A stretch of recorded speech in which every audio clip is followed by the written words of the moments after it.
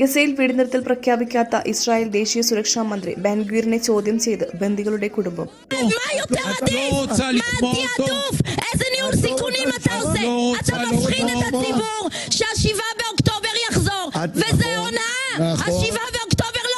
יכול לחזור. תודה. עכשיו אני אומר, אתם צריכים להבין שמדברים על כולם תמורת כולם, את מי אנחנו משחררים.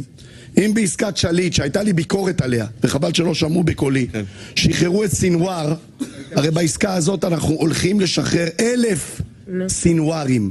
מצטער. אני לא מוכן שיאנסו אלפי בנות שלנו. אני לא מוכן. הם עכשיו לנסות! הם לנסות, מה אתה לא מוכן? 418 ימים! הם לנסות יום יום! חכך את ידיך בענק! הם ננסות!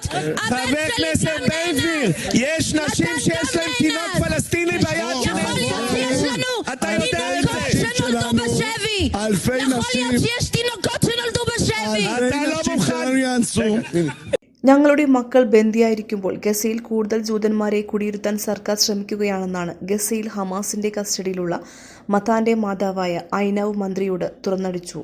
1000 സിൻവാറുമാരെ മോചിപ്പിക്കാൻ താൻ ഉദ്ദേശിക്കുന്നില്ലെന്നാണ് ബെൻഗ്വിർ ഇതിന് മറുപടി നൽകിയത്.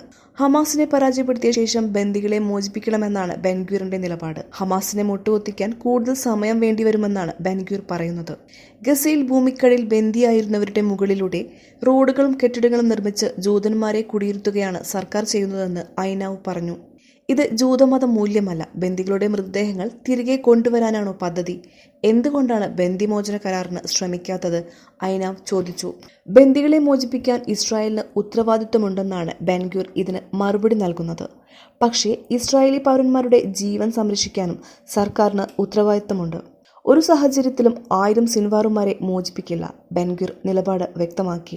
ഗസയിൽ ജൂതന്മാരെ കുടിയിരുത്താനായി കുടിയേറ്റ വിദഗ്ധയായ ഡാനിയല്ല വീസ് എന്ന 79കാരിയെ ഇസ്രായേൽ സൈന്യം കഴിഞ്ഞ ദിവസം ഗസയിലേക്ക് കൊണ്ടുപോയിരുന്നു. നവംബർ 13-ന് ഗസയിലെത്തിയ ഇവർ വടക്കൻ ഗസയിലെ നല്ല സ്ഥലങ്ങൾ കണ്ടെത്തി റിപ്പോർട്ട് നൽകിയിട്ടുണ്ട്. വടക്കൻ ഗസയിലെ നെറ്റ്സാറിം പ്രദേശമാണ് ഇവർ ഉന്നം വെച്ചിരിക്കുന്നതെന്നാണ് റിപ്പോർട്ടുകൾ പറയുന്നത്. 2005-ൽ ഗസയിലെ അധിനിവേശം അവസാനിപ്പിക്കുന്ന സമയത്ത് ഇസ്രായേലിലെ ജൂതന്മാർ പ്രധാനമായും ക്യാമ്പ് ചെയ്തത് ഇവിടെയായിരുന്നു.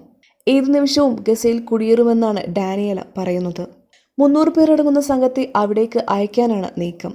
പിന്നീട് 700 ജൂത കുടുംബങ്ങളെ പാർപ്പിക്കാനും പദ്ധതിയുണ്ട്. ബന്ദികളെ മോചിപ്പിക്കാതെ ഗസയിൽ അധിനിവേശം തുടരുന്നതിന് എതിരെ ഇസ്രായേൽ കടുത്ത പ്രതിഷേധമാണ് നടക്കുന്നത്. ഗസയിൽ ശ്രദ്ധ കേന്ദ്രീകരിക്കുന്നതിന്റെ ഭാഗമായാണ് ലബനാനിലെ അധിനിവേശം അവസാനിപ്പിച്ചതെന്നാണ് ഇസ്രായേൽ പ്രധാനമന്ത്രി ബെഞ്ചമിൻ നെതന്യാഹു കഴിഞ്ഞ ദിവസം പറഞ്ഞത്.